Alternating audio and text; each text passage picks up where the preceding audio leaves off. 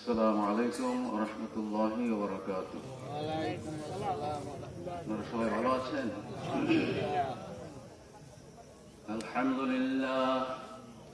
আলহামদুলিল্লাহ নাহমাদুহু ওয়া নাস্তাঈনুহু ওয়া নাস্তাগফিরুহ ওয়া নু'মিনু বিহি ওয়া নাতাওয়াক্কালু আলাইহি ওয়া না'উযু বিল্লাহি মিন শুরুরি আনফুসিনা ওয়া মিন সাইয়্যাতি আ'মালিনা। من يهدي الله فلا مضل له ومن يضلله فلا هادي له ونشهد أن لا إله إلا الله وحده لا شريك له ونشهد أن سيدنا ونبينا وحبيبنا ومولانا محمدا عبده ورسوله الذي أرسله بالحق بشيرا ونذيرا وداعيا إلى الله بإذنه سراجا وقمرا منيرا. فقد قال الله تعالى في كلامه المجيد والفرقان الحميد: أعوذ بالله من الشيطان الرجيم. بسم الله الرحمن الرحيم. فلما بلغ معه السعي قال إني أرى في المنام أني أذبحك فانظر ماذا ترى. قال يا أبت افعل ما تؤمر ستجدني إن شاء الله من الصابرين. وقال تعالى أيضا: لن ينال الله لحومها ولا دماؤها ولكن يناله التقوى منكم. وقال تعالى أيضا في شأن حبيبه محمد صلى الله عليه وسلم: إن الله وملائكته يصلون على النبي يا أيها الذين آمنوا صلوا عليه وسلموا تسليما. اللهم صل على سيدنا مولانا محمد وعلى آل سيدنا.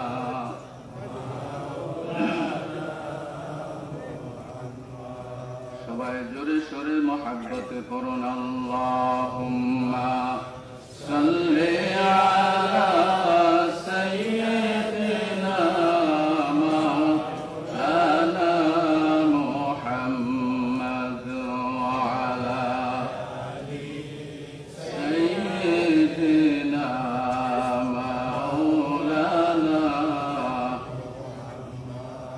যার উসিলায় পয়দা করলেন আসমান আর এই জমিন। তিনি হলেন আল্লাহর হাবিব রহমাতাল লিল আলামিন। আল্লাহুম্মা সাল্লি আলা সাইয়্যিদিনা মাওলানা মুহাম্মদ ওয়া আলা আলি সাইয়্যিদিনা।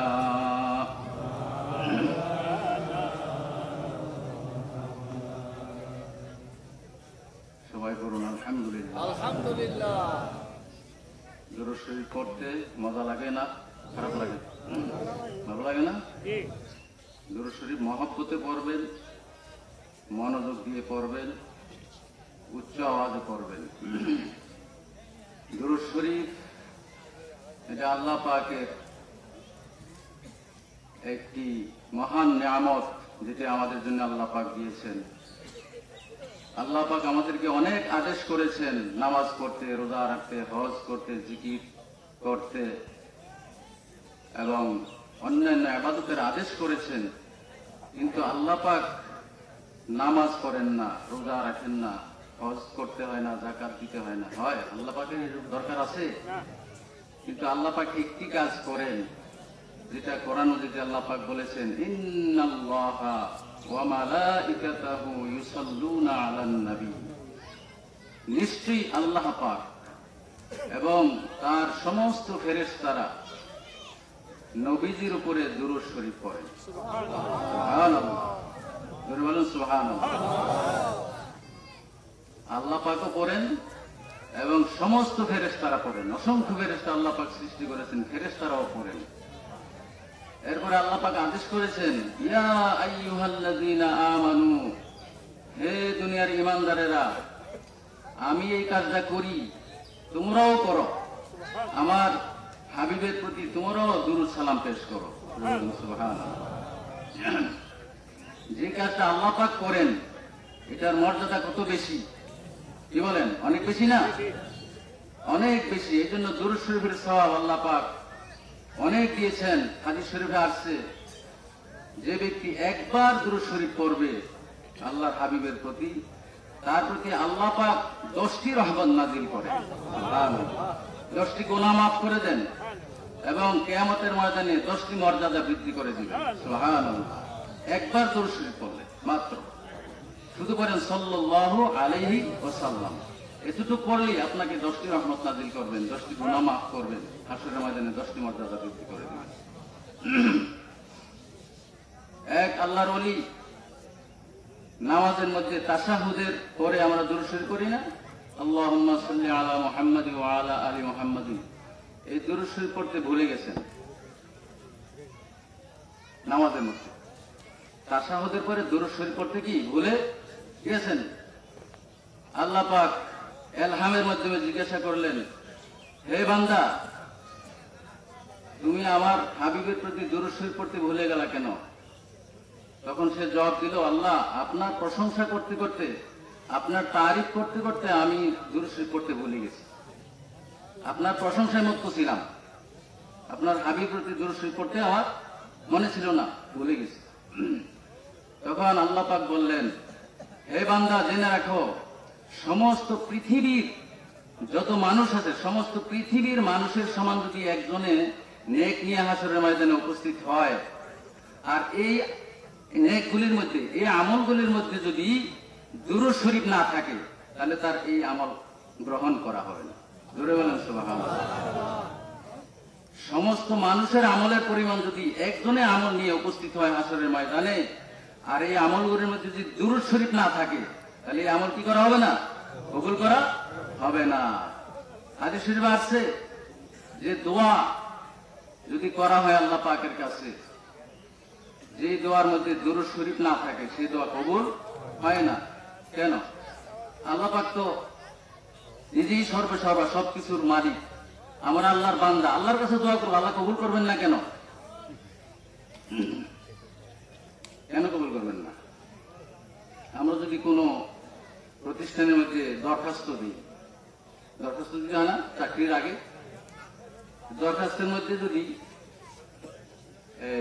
ইউনিয়নের চেয়ারম্যানের ইয়ে না থাকে, কি বলে এটাকে, সার্টিফিকেট, এটা যদি না থাকে সেই দরখাস্তের সাথে, এই দরখাস্ত কবুল করা হবে? কোন দরখাস্ত কবুল হবে? হবে না। তদ্রূপ আল্লাহ পাক পছন্দ করেন আল্লাহর হাবিবকে, যে আমার হাবিব সবচেয়ে প্রিয় আমার কাছে, ওনার প্রতি যদি দুরূদ শরীফ পড়া না হয়, তাহলে সে আমার হাবিবের উম্মত বলে গণ্য হবে না। আমার হাবিবের উম্মত বলে গণ্য হতে হবে। চেয়ারম্যান যেমন তার ওয়ার্ড, এই তার এলাকার এই মানুষটা তার নিজের এলাকার মানুষকে কি করবে? সার্টিফিকেট করবে, হ্যাঁ, যে সে ভালো ছিল, এই সমস্ত তার চারিত্রিক সার্টিফিকেট যেমন এই দরখাস্তের সাথে দিতে হয়, তেমনি ভাবে দোয়ার মধ্যে আল্লাহ পাকের কাছে দোয়া করব, এর মধ্যে দুরূদ শরীফ না দিলে সেই দোয়া কবুল হবে না। আকাশ এবং জমিনের মাঝখানে লটকিয়ে থাকবে। যখন দুরূদ শরীফ করা হয় সেটা আল্লাহ পাকের দরবারে কবুল হয়ে যায়। কাজেই দুরূদ শরীফের মর্যাদা অনেক বেশি, এই জন্য দুরূদ শরীফ বেশি পরিমাণে পড়বেন। এক হাদিসে আছে আল্লাহর হাবিব বলেছেন যে 5 প্রকার লোকের জন্য জান্নাত অপেক্ষমান, 5 প্রকার লোকের জন্য কি জান্নাত অপেক্ষা করতেছে, কখন তারা ঢুকবে আমার ভিতরে। 5 প্রকার, তার মধ্যে এক প্রকার আছে তালিউল কোরআন, যারা বেশি কোরআন শরীফ পড়ে, যারা দুনিয়া জমিনে বেশি বেশি কোরআন শরীফ পড়বে তাদের জন্য জান্নাত অপেক্ষমান। 2 নাম্বার যারা হাফিজুল লিসান, যারা নাকি জবানের হেফাজত করবে, নিজের মুখের হেফাজত করবে, মুখকে সমস্ত প্রকারের মিথ্যা, গীবত, এই সমস্ত মন্দ বলা থেকে, মানুষকে গালাগালিজ থেকে কি রাখবে, হেফাজতে রাখবে। শুধু আল্লাহর জিকিরে সে মুখকে ব্যবহার করবে, সেই ব্যক্তির জন্য জান্নাত কি অপেক্ষা করতেছে। 3 নাম্বার যারা উলঙ্গকে কাপড় পরায়, উলঙ্গকে যারা কাপড় দান করে। 4 নাম্বার যারা ক্ষুধার্তকে খাবার খাওয়ায়, তাদের জন্য জান্নাত অপেক্ষমান। 5 নম্বরে ওমান সাল্লা আলাইয়া হাবিবুর রহমান, যারা নবীজির প্রতি বেশি বেশি করে দুরূদ শরীফ পড়ে, তাদের জন্য জান্নাত অপেক্ষমান। জোরে বলুন সুবহানাল্লাহ। দুরূদ শরীফ পড়বেন, প্রত্যেক নামাজের পরে পড়বেন। সময় পাইলেই ওযুর সাথে পড়ার চেষ্টা করবেন, মহব্বতের সাথে ওযুর সাথে পড়ার চেষ্টা করবেন। আল্লাহর জিকির হেঁটে হেঁটে করতে পারেন, বিনা ওযুতে করতে পারেন, কিন্তু যখন দুরূদ শরীফ পড়বেন তখন একটু মহব্বতের সাথে, ধ্যান ও খেয়ালের সাথে বসে বসে পড়ার জন্য চেষ্টা করতে, বসে বসে পড়বেন। কারণ হেঁটে হেঁটে অমনোযোগী অবস্থায় দুরূদ শরীফ পড়া কি নাই, জায়েজ নাই। যেমন একটি মাসালা আছে যে তাশাহুদের পরে প্রথম বৈঠকে 4 রাকাত নামাজ বা 3 রাকাত ওলা নামাজের মধ্যে প্রথম বৈঠকে তাশাহুদের পরে কি আর বসা যায়? তাশাহুদ পর্যন্ত তো বসতে হয়, এরপরে দাঁড়াইতে হয়। যদি কেহ দুরূদ শরীফ পড়ে ফেলে, আল্লাহুম্মা সাল্লি আলা মুহাম্মাদিউ, এতটুকু পর্যন্ত পড়লি তার সাহসেজদা ওয়াজিব হবে। কি হবে? সাহসেজদা ওয়াজিব হয়ে যায়। এটা কেন? ইমাম আবু হানিফা রাহমাতুল্লাহ আলাইহি বলেছেন যে সে যে দুরূদ শরীফ পড়ে ফেললো এটা কি বেখেয়ালে, বেখেয়ালে কেন করলো? এই জন্য তার প্রতি এই সাহসেজদা দিতে হবে। কারণ বেখেয়ালে দুরূদ শরীফ পড়লে সেটা কি হয় না, কবুল করা হয় না। হ্যাঁ, এই জন্য দুরূদ শরীফ পড়তে হইলে খেয়ালের সাথে, মহব্বতের সাথে বসে বসে পড়তে হবে, হেঁটে হেঁটে বা মাত্র। আর আল্লাহর জিকির হেঁটে হেঁটে যে কোনো অবস্থায় আপনি করতে পারেন। কাজে আমরা বেশি বেশি দুরূদ শরীফ পড়ব। প্রত্যেক নামাজের পর পর কমপক্ষে 20 বার করে পড়েন, তারপরেও 5 ওয়াক্ত নামাজের পর 100 বার হয়ে যায় দিনে। এই জন্য দুরূদ শরীফ বেশি বেশি পড়বেন। আর আল্লাহ পাক আমাদেরকে অসংখ্য নিয়ামত দান করেছেন, এই নিয়ামতের শুকরিয়া আদায় করে আমরা শেষ করতে পারবো না। আল্লাহ পাক আমাদের বাঁচার জন্য, মুক্তির জন্য কত উসিলা দিয়েছেন, অনেক উসিলা দিয়েছেন আল্লাহ পাক। আমরা যদি আমল করি, এই আমলের মাধ্যমে আমরা জান্নাতে যেতে পারবো, যদি আমরা বুঝে বুঝে আমল করতে পারি। যেমন ফজরের নামাজের প্রথম 2 রাকাত সুন্নত আছে না, 2 রাকাত সুন্নত ফজরের। আমাকে এক ভাই বলেছেন এই ব্যাপারে কিছু বলার জন্য। ফজরের নামাজের 2 রাকাত সুন্নতের দাম কত জানেন? এটা ফরজ না, সুন্নত, এটার দাম কত? হাদিস শরীফে আছে যে ফজরের নামাজের প্রথমে যে 2 রাকাত সুন্নত আছে, সমস্ত পৃথিবী এবং তার মধ্যে যত সম্পদ আছে, এই সমস্ত সম্পদের থেকে 2 রাকাত ফজরের সুন্নতের দাম আল্লাহ পাকের কাছে বেশি। জোরে বলুন সুবহানাল্লাহ। এই জন্য ফজরের সুন্নতের দাম অনেক বেশি। এই জন্য কেউ যদি ফরজের আগে সুন্নত করতে না পারেন, তাহলে এই সুন্নতটা ফরজের পর পর সাথে সাথে পড়া যাবে না।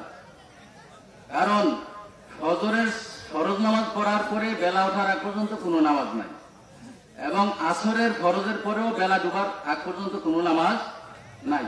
নফল হোক বা যে কোনো কাজা নামাজ হোক, এগুলি পড়া যাবে না। আপনি ফরজ পড়ে ফেলেছেন আসরের অথবা ফজরের, এরপরে বেলা ওঠার আগ পর্যন্ত কোনো নামাজ পড়া যাবে না।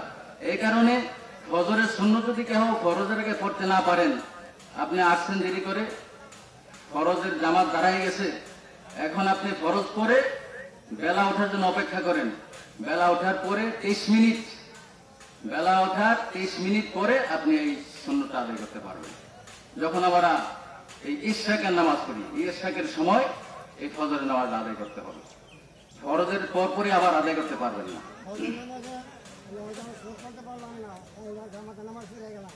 তারপর যদি আমরা সূর্য উঠে আপনাদের যদি সময় থাকে পরের যাবে না, যাবে না, এই জন্য বলছি পড়া যাবে, সময় থাকুক, ফাঁক থাকলেও পড়া যাবে না। কারণ এই সময়ের মধ্যে কোনো নামাজ নাই, বললাম তো। সূর্য ওঠার আগ পর্যন্ত, ফরজের পরে সূর্য ওঠার আগ পর্যন্ত আর কোনো নামাজ নাই, এই জন্য পড়া যাবে না। এই জন্য বেলা ওঠার পরে পড়তে হবে, এটাই হচ্ছে নিয়ম, শরীয়তের নিয়ম। কাজে এই মাসালাটা মনে রাখবেন, সুন্নত নামাজটা আপনারা পরে পড়বেন, সূর্য ওঠার পরে। ফরজের পরে সাথে সাথে পড়তে পারবেন না, কিন্তু অন্যান্য নামাজ পড়া যাবে। আসর আর ফজরের পরে এই সময়টার মধ্যে নামাজ নাই, খেয়াল রাখবেন। যাই হোক, কোরবানি আল্লাহ পাকের হুকুম। আল্লাহ পাক আমাদেরকে যাদের সম্পদ আছে তাদেরকে কোরবানি করার হুকুম করেছেন। এই কোরবানি শুধু আমাদের জন্য নয়, হযরত আদম আলাইহিস সালাম থেকে এই কোরবানি এসেছে।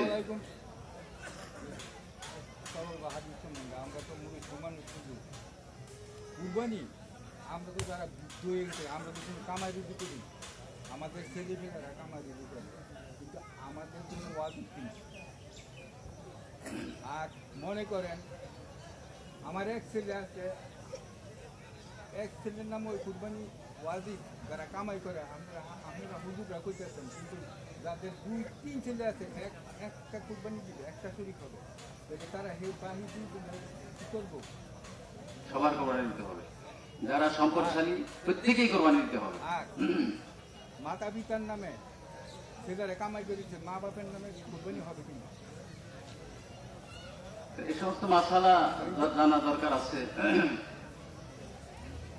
আমাদের সময় হয়ে গেছে। কোরবানি দিতে হবে আল্লাহ পাকের সন্তুষ্টির উদ্দেশ্যে। সমস্ত নবীদের, আমি এই মশলাগুলি পরে নামাজের পরে বলে দিব, সমস্ত নবীদের বেলায় কোরবানি ছিল, কিন্তু অন্যান্য নবীদের উম্মতের জন্য গোশত খাওয়ার নিয়ম ছিল না।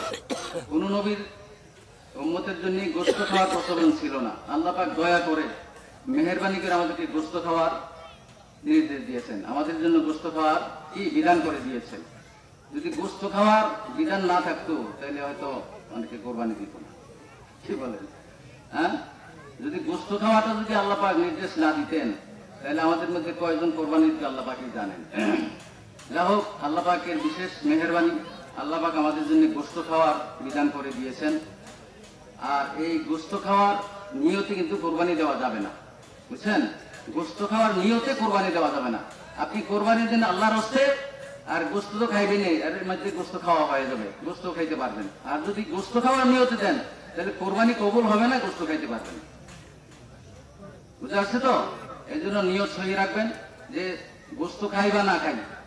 অনেকে দেখেন হাজিরা যারা হজ করতে গেছে, এরা দিয়ে দেয়, এটা আমার নামে কোরবানি দিয়ে দাও, গোশত মস্তুর কোনো খবর নেই, গোশত দিয়ে খাক, এরকম না। গোশত যে খাক, কোরবানি দিয়ে দেয়, বাস এর নামে কোরবানি দিতে আল্লাহ বলেছেন কোরবানি দিয়ে দাও। গোশত খাওয়া তো এটা আপনি খাইতে পারেন, নাও খাইতে পারেন, দান করে দিতে পারেন। এই জন্য গোশত খাওয়ার নিয়ত থেকে কোরবানি দিবেন না। আল্লাহ পাক আপনাকে ধন দিয়েছেন, হ্যাঁ, এই ধনের শুকরিয়া স্বরূপ আল্লাহ পাকের হুকুম আদায় করার জন্য আপনি কোরবানি দিবেন। আল্লাহ পাক আমাদের সকল কোরবানি কবুল করুন। আল্লাহুম্মা আমিন। সবাই বলুন আল্লাহুম্মা আমিন। নামাজের সময়